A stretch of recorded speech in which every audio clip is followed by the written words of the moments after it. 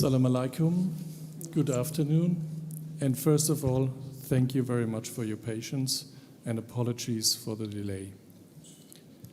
It's a great pleasure to welcome you to the opening press conference of COP28. I'm here with the newly elected COP president, His Excellency Dr. Sultan Al Jaber, Executive Secretary Simon Steele, Hana Al Hashimi, UAE COP lead negotiator, and last but not least, Ambassador Majid Al Suwaidi, the COP28 Director General. We will hear a few remarks and then we have time for a few questions. Over to you, Executive Secretary, you have the floor. No need to press. Okay, thank you very much, Alex. And as he started, apologies for the late start to this press conference. And I want to start by just acknowledging the positive start to the opening of this COP. And I want to commend the UAE presidency for its leadership, as well as the previous Egyptian COP presidency. Loss and damage has been a central priority of the UN's climate efforts.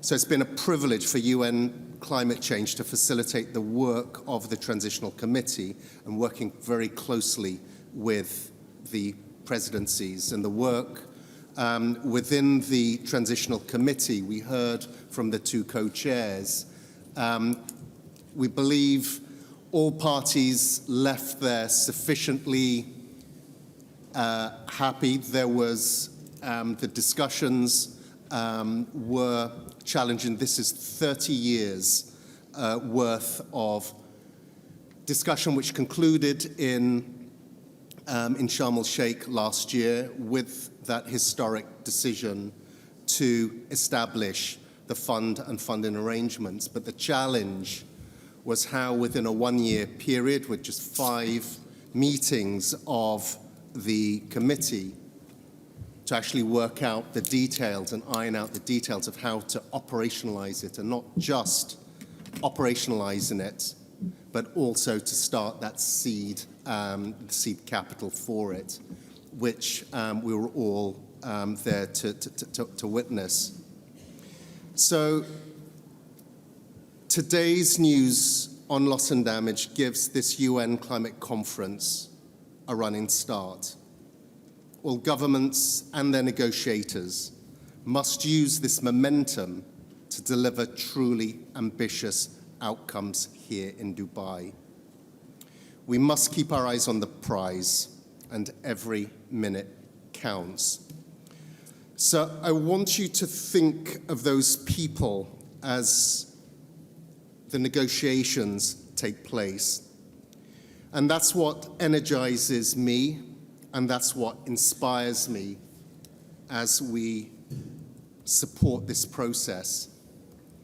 So when the going gets tough, I urge the negotiating teams to move beyond traditional negotiating positions and to find solutions and pathways forward.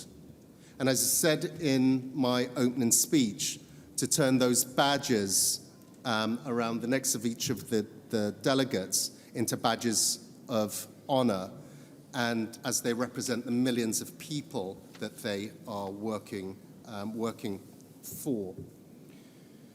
We still have a lot of work ahead of us. Loss and damage is just one of the negotiating tracks. But the spirit in which parties have engaged as we ended the pre-sessional week, where negotiators were engaging constructively, where the Secretariat met with all parties, all negotiating groups. And what is consistent across all of those negotiating groups and all of the parties that we've met is that willingness to start these negotiations with a constructive and engaged outlook. So we need to work and build on what we have seen today, as we work through the 12, 13 days that are ahead of us. I'm happy to take questions. Yeah. Thank you. Thank you. Thank you, Executive Secretary. We first go to His Excellency COP28 President. You have the floor.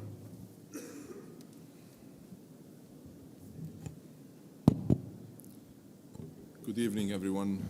Allow me first to start by saying how pleased I am to have this opportunity to welcome you to the United Arab Emirates, to Dubai, and to COP28.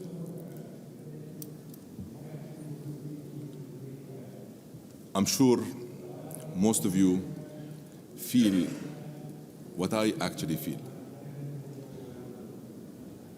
I came into this task with a full understanding of what it takes to manage this process. I took this task with humility and with a deep sense of responsibility and a great sense of urgency. And that's why we have approached this task in a completely different and an unconventional way. The extraordinary effort that have been put into this task, I must say, it's paying off.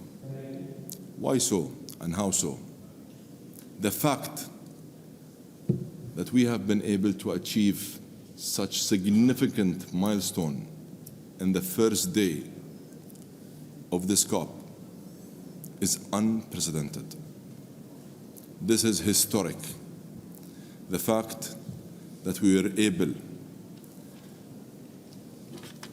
to get the agenda voted and agreed on without any delay. For those who have been involved in previous COPs, this is just unprecedented. The fact that we've been able to deliver what was promised in Sharm el-Sheikh. The fact that we've been able to activate, operationalize, and pass the threshold that have been associated with the establishment with this fund is historic and is a unique, unprecedented achievement. So how do I feel? I feel excited, determined,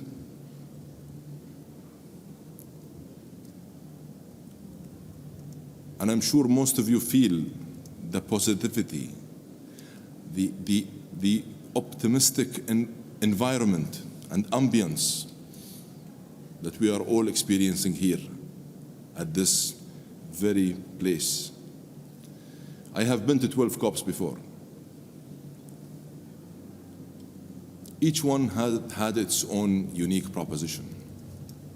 I must say though, never ever did I feel this level of excitement and this level of enthusiasm among all sincere and genuine parties involved in this discussion. Those who have come here to help advance this agenda in a way that is meaningful, that is true, and that is real, and to help address it by providing real solutions for the real world. I must say, this is not a small achievement. In fact, it is a historic achievement, and it is a very good start for this very important and consequential COP. Now, the real work only begins. And like I said in my opening remarks, I am determined to demonstrate that this COP is a different COP, and this presidency is a different presidency.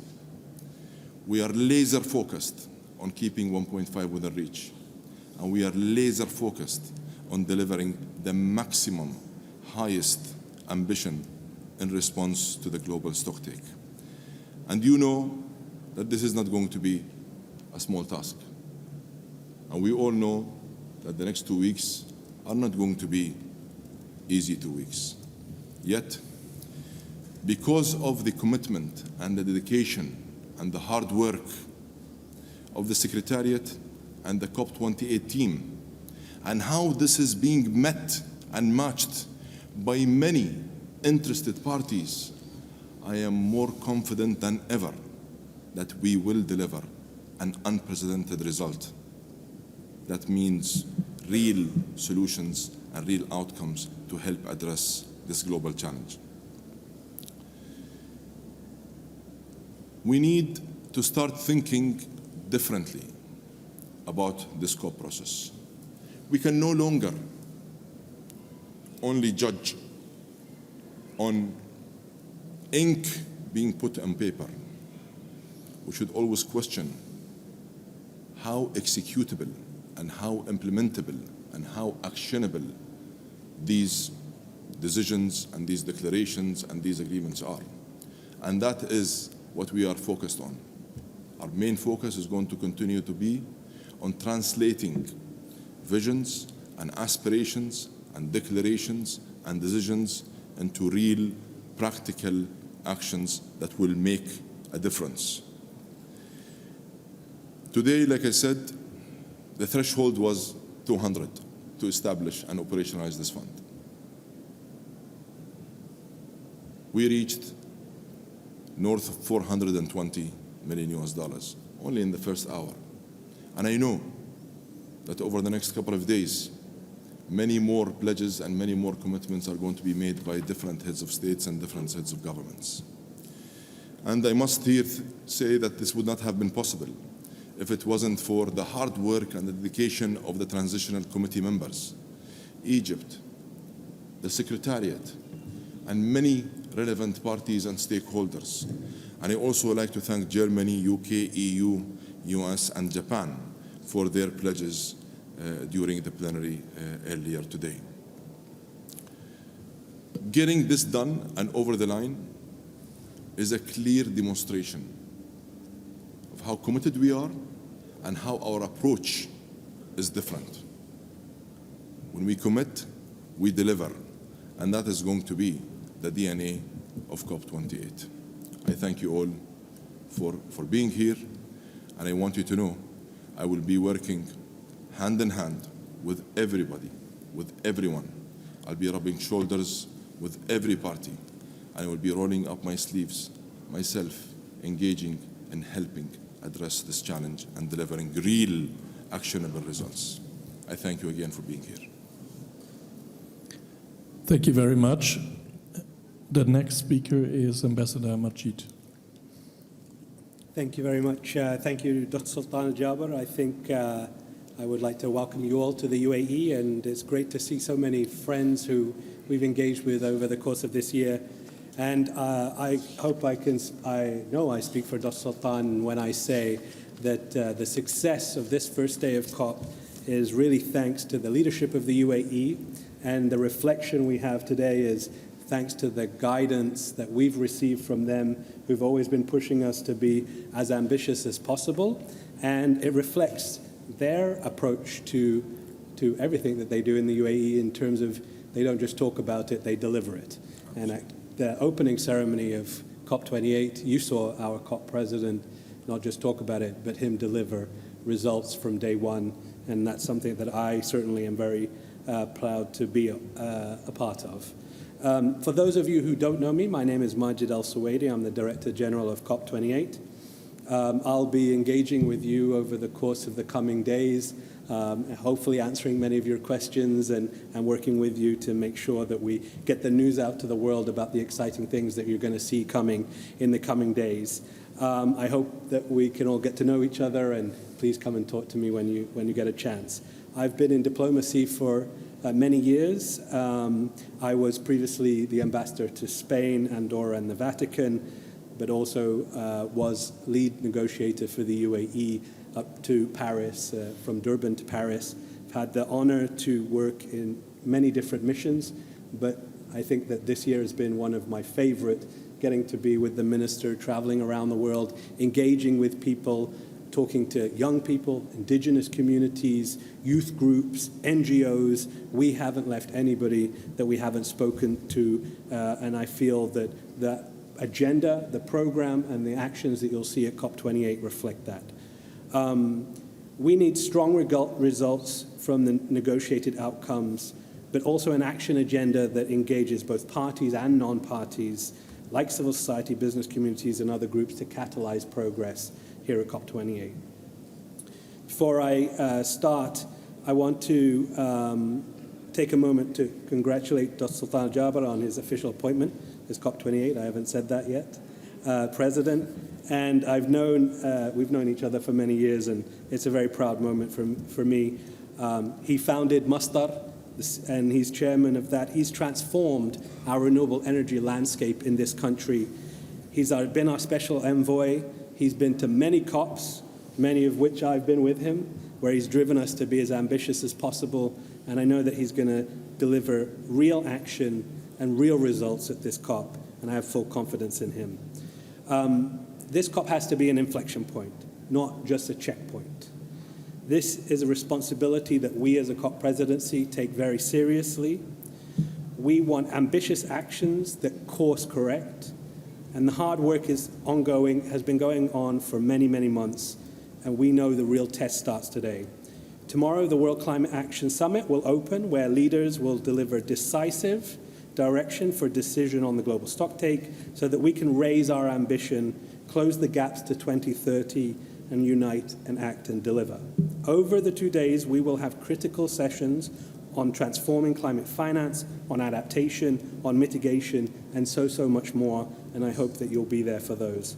During these sessions, we're confident that we will also see a host of exciting announcements being made, and I look forward to being able to reflect on them with you in greater detail in the coming days. Our COP will be fully inclusive. This means that we will engage parties, but also other groups traditionally left out of the room, including youth, indigenous people, and others, and we'll be advancing progress across a host of important issues as we go forward. On the intersection of climate change and conflict, as well as understanding how technology can catalyze progress to decarbonize our world. We'll be hosting the first local climate action summit in partnership with Bloomberg, and in recognition of the critical role of local leaders play in reducing emissions, addressing climate risk, and supercharging national efforts to move further and faster on climate progress. And the Business and Philanthropy Climate Forum, which will seek to unlock private capital and catalyze the innovation required to meet our climate ambitions. After the World Climate Action Summit, we will begin our 2-week thematic program. As you've already heard, we conducted the most extensive listening tour of any presidency to help create this year's action agenda. We engaged all stakeholders and listened to all perspectives in that process. We're doing things differently here in Dubai. We want everyone at the table because everyone is needed to deliver the game-changing results and the good news that the world needs. Each day of our thematic agenda is underpinned by 4 cross-cutting themes to support delivery, which are technology and innovation, inclusion, frontline communities, and of course, finance. And for the first time, we're putting issues like trade and health at the heart of this agenda. In the build-up to COP, we've already seen significant progress and critical momentum, but now we must turn this momentum into actionable outcomes. We have no time for polarization and arguments. It is time for solidarity, partnerships, and action. The message here today is clear. We're confident about what we can achieve at this COP, and I would be honored to hand over to my colleague, Hannah Al-Hashimi, our chief negotiator and one of the brilliant young people we have working on our team. Thank you very much. Thank you. Thank you, Ambassador, for the very kind introduction, and congratulations, Mabruk Doctor, on your nomination as President of the COP. It's been an absolute honor to have worked with you on the bid to get here. Hard to believe that 3 years ago that we'd be sitting here today having the fastest adoption, I think, of an agenda, the smoothest one that allowed people to get a good night's sleep, as well as an incredible historic capitalization of a fund that we didn't even know would exist 3 years ago. So thank you, sir, for your leadership. Thank you, Simon, for your partnership. And to all present today and watching online, thank you for your commitment, for hoping towards what can be achieved, and your commitment to supporting us in working towards that. Allow me to also issue you a warm welcome to the United Arab Emirates and to Dubai. We are thrilled to have you all here, to have your passion, to have your excitement together with us to deliver what we hope will be a truly monumental COP. Let me perhaps say a little bit about my role as lead negotiator. One of the most fulfilling parts of that is to lead a team of young Emiratis, 2/3 of which are women, 2/3 of which are youth, who are with diverse backgrounds coming from engineering, legal, civil servant backgrounds, but all committed to multilateralism, to facilitating a strong outcome, to working with parties and defining success, working towards that, and working towards delivery to meet the gap that we have to by 2030. They're also emerging leaders in the global fight against climate change, and I'm very proud of having built that capacity with all colleagues and under the leadership, of course, of their excellencies and His Excellency Adnan as well, who you all know well too, and excited to see where they go from here in working with the world in delivering all of this. Of course, we'll be working with parties and this week supporting the SB chairs in making progress across the technical negotiations. I would like to highlight one that's very close to my heart, having co-chaired an early contact group on this, and this is the global stocktake. I truly believe that this is an opportunity for a new era of climate action. And I think His Excellency Dr. Sultan expects no less.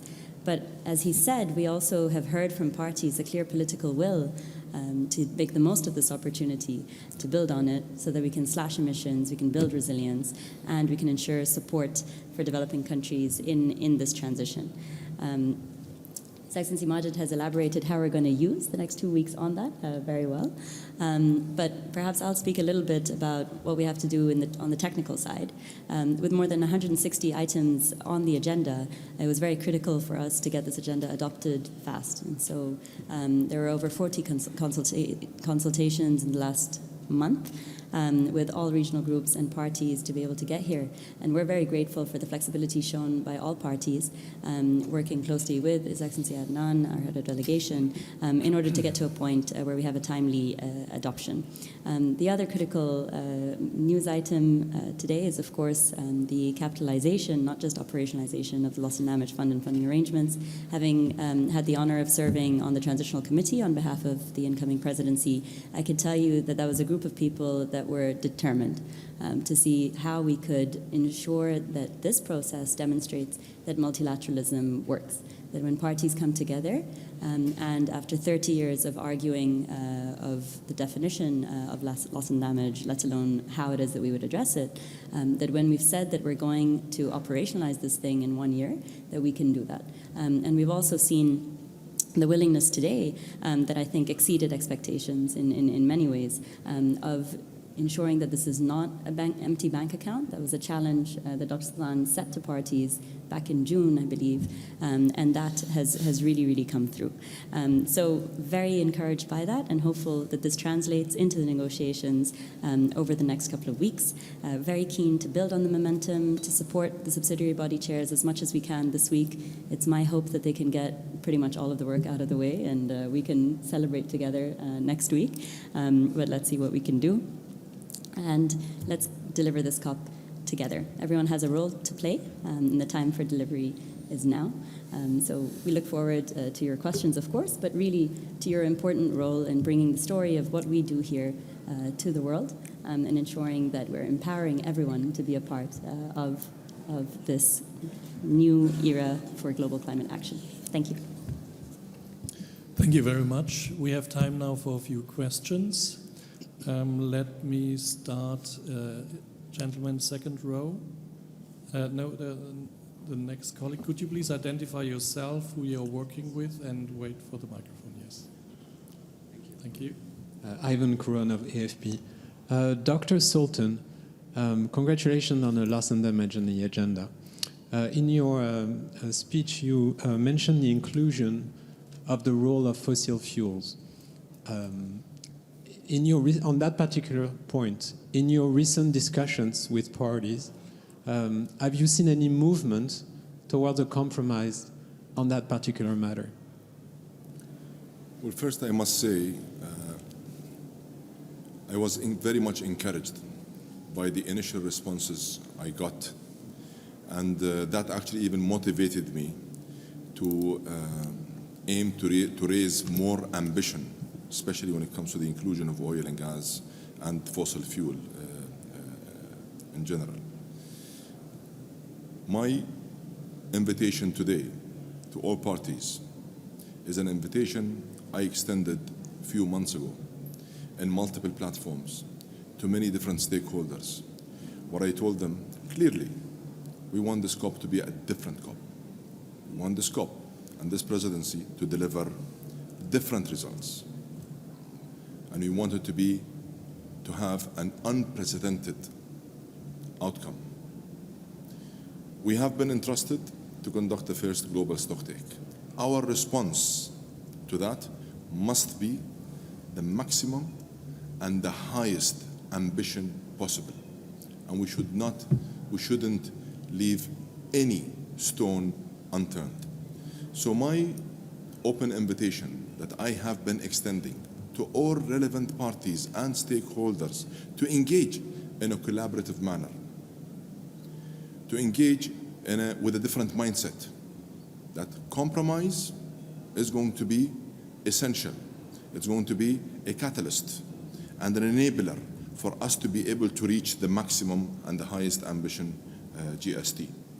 At the same time, I've asked for all parties to convene, to engage, to collaborate, to cooperate, and to discuss openly, and to come to the presidency with options, with recommendations, with proposals that have common ground and consensus among all parties.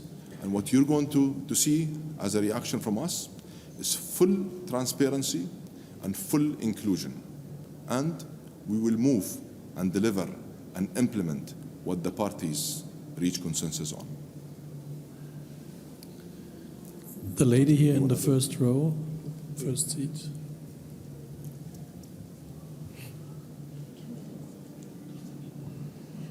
My name is Sophie Mkwena from the South African Broadcasting Corporation. I just want to find out from the UN and the president of COP, in terms of the global stocktake, what are the sticky issues in terms of the report that you have for those who are compiling information, and how are you going to ensure that you are able to navigate perhaps the challenges that might arise? Thank you for that question. I mean, the first thing is that this is a party-driven process. So it is for parties, countries to determine the direction that this takes. The UNFCCC Secretariat produced a synthesis report a few weeks ago, which was the culmination of 180 submissions from parties, over 40 submissions from non-state actors.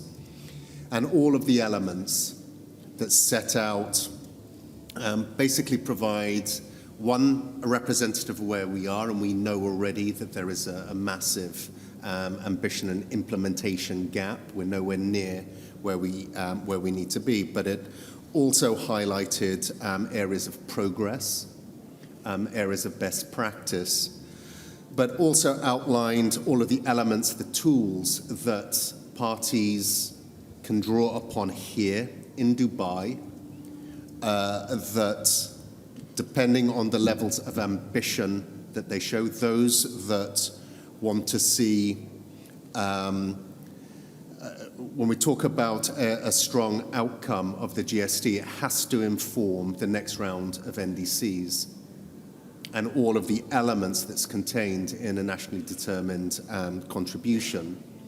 So there are discussions amongst parties and different views as to how prescriptive or how non-prescriptive the GST should be. So that's one area that will be up for debate over these coming days.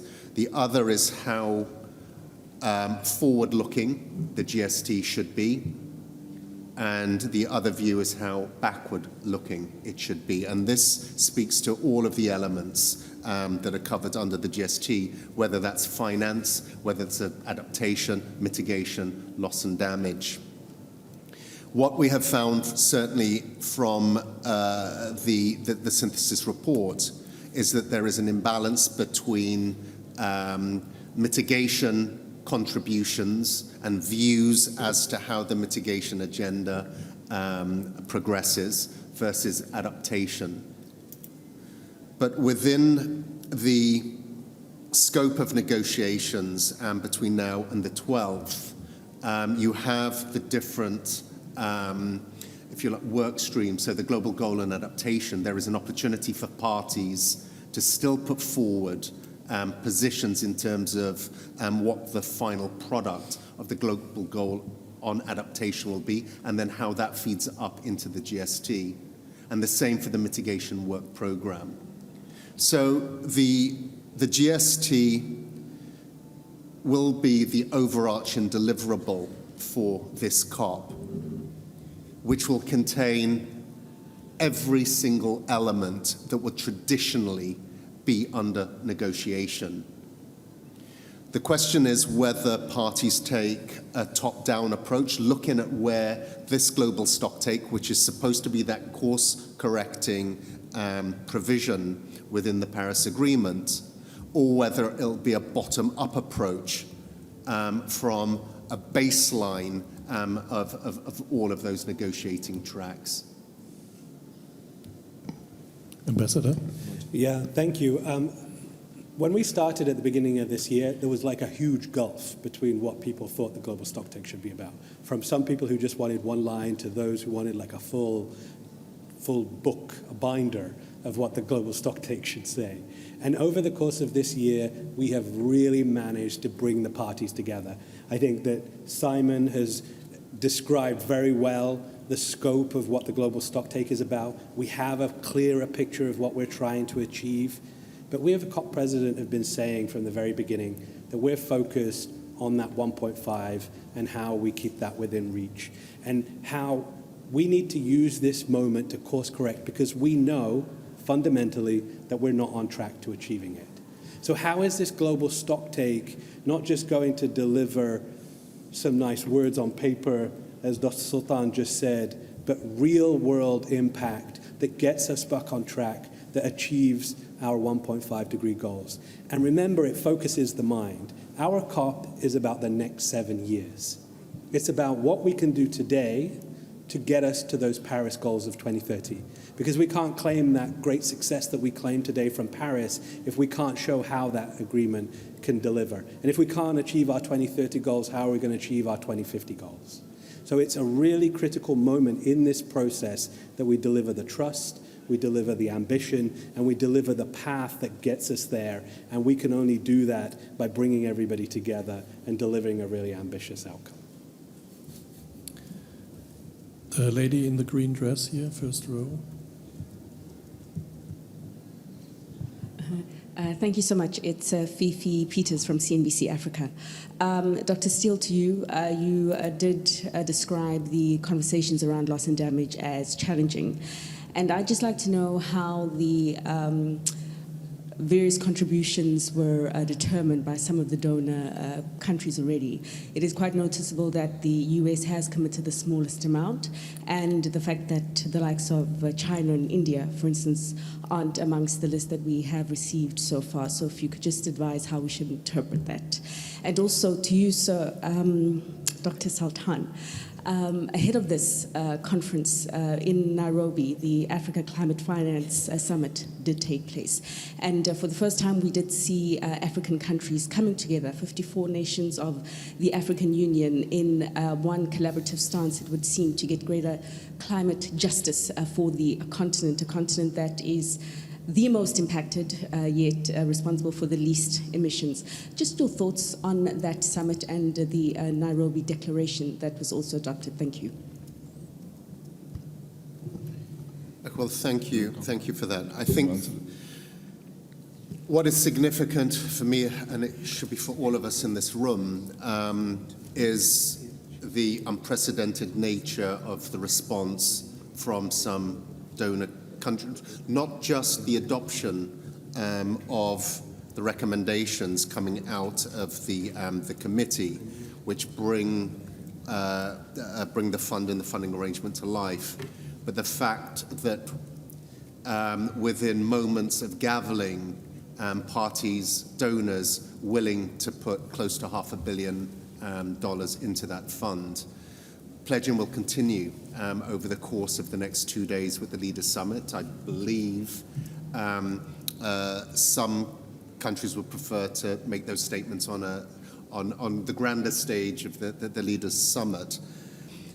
But the formal process of how the fund will be capitalized in a sustainable way moving forward, these are decisions that will be made by the board that can now be established now that this decision has been adopted. So there's a long road ahead. What is also clear is the scale of loss and damages globally. And to service this fund, a single extreme weather event can destroy. I take my own country of Grenada. Back in 1994, a hurricane wiped out 200%, equivalent of 200% of our GDP in a matter of hours. So when you start aggregating this up, and you start looking at all of the different climate-related losses, the scale that will be required, and the mechanisms, which is why it's funding arrangements,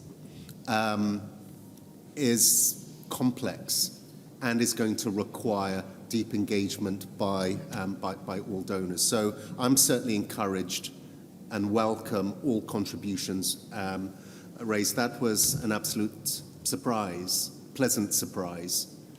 But if that approach were to continue, I think it bodes well in terms of the next steps for that full operationalization process.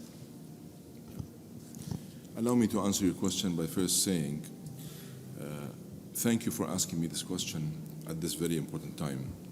Because I actually don't think that the Africa Climate Summit got or received its fair chance in terms of international media coverage. I did find that platform to be one very important, unique, well-equipped platform to help ascend Africa into a greener future. Why do I say that? I've engaged as part of my fact-finding mission with intensity this year on the Global South, developing countries and emerging markets. And I must say, my engagements with Africa, and in particular throughout the Africa Climate Summit, were in a big way very beneficial in helping us better shape our strategy and our set of objectives for COP28. So in a way, it was a platform that have helped catalyze the COP28 ability to better refine its plans and objectives to cater for what is really needed today, and that is an action-oriented agenda to help address the global challenge and to keep 1.5 within reach. We also went to Africa well prepared and equipped with political will and support from our own leadership and hands-on experience. Our ability to be able to couple the political will and the hands-on experience we have enabled us to go with a very special proposition to Africa, and that is the Africa fund that we have announced and already launched and started actually deploying in Africa of $4.5 billion with 5 entities representing the UAE. The mandate of that fund is simply to replicate what Masdar have been doing over the past 17 years. Masdar would go identify a specific renewable energy opportunity. We would work with the host country on the regulatory framework or the policy that is required that will help ensure the security of that project for the investors. And we also helped, through this experience of Masdar, replicate it but scale it up. And that's why we provided a 3 billion of equity and 1.5 of catalytic funding. That is more of a concessional development funding that will help catalyze these investments. 1, 2, attract private capital, help risk mitigate, and ensure that the private capital is safe and secure by providing them the necessary assurances through this fund. This fund, because it already started deploying, I can comfortably tell you, we started with 4.5. In 3 years, this is not going to be less than $25 billion. Why? There is a huge set of opportunities across Africa. What is required is a creative mind that will help blend finance between equity and development to ensure that we provide the necessary scale in terms of financing and to deploy large-scale technology to help meet the growing energy needs in Africa, while also helping develop a new economic development program in these countries, creating jobs, attracting industries, capacity building, transferring knowledge and technology, ensuring that we start manufacturing some of these products that are necessarily needed to ensure the resilience of supply in these different markets. So it's the whole value chain of business that we cater for through this fund. And I must say, what President Ruto have been able to do over the past few years, and in particular when it comes to climate action, is unprecedented, and we very much appreciate his effort.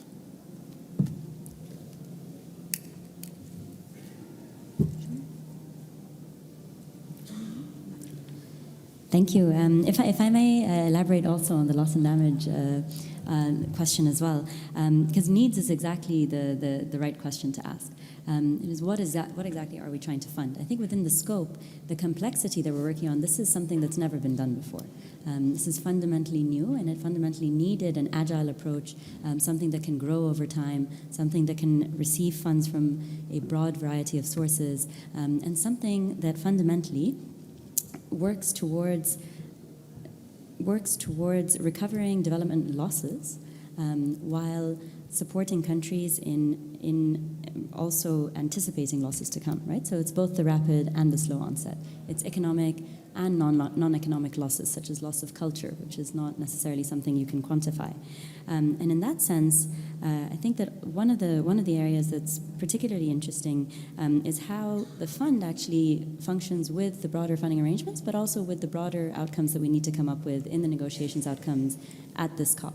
And that includes operationalization of the Santiago network, which provides technical assistance then to developing countries to be able to deal with losses and damages. It includes broader agreements beyond loss and damage, including adopting a GGA framework. You can build resilience and ensure that countries are building adaptive capacity, but more able to respond and adapt to climate impacts, preserving lives and livelihoods. And this is where both the action that we're achieving, the action agenda of the COP, and the policies that we're setting that enable countries to respond are important. The mitigation outcomes are critically important as well. And so you're minimizing the risks, of course, of loss and damage by also not taking away development gains from that side. So how is it that you can have a just transition in this place? This COP will have the adoption of a Just Transition Work Program. So we look at for the first time how it is that we can ensure that we're keeping sustainable development also at the heart of our climate action, and poverty eradication at the heart of that as well. There are a number of other agenda items that I think will all support this, but that also speaks to the question on areas to the need further deliberation under the global stocktake, for lack of a better term. I would encourage everyone to really watch the high-level events that we will have on the global stocktake tomorrow and the day after. Here we'll have a number of heads of state and government that come forward to share their vision of where they think we need to be by 2030 and how it is we're going to get there. I'd really encourage you to pay close attention so that we can capture key messages from that and build from there. Thank you.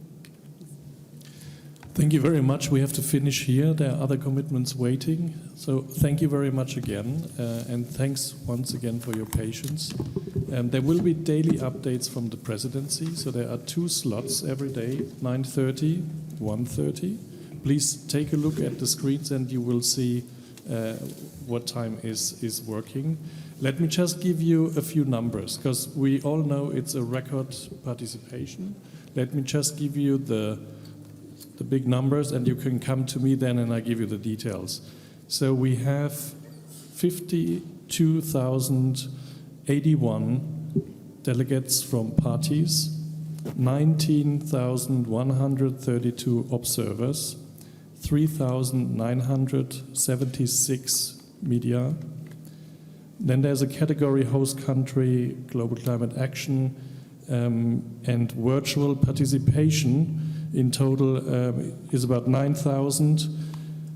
That adds up to 84,000 plus security, technical staff, volunteers. The total number at the moment, 104,652 from this afternoon, 4 p.m. Thank you and see you soon.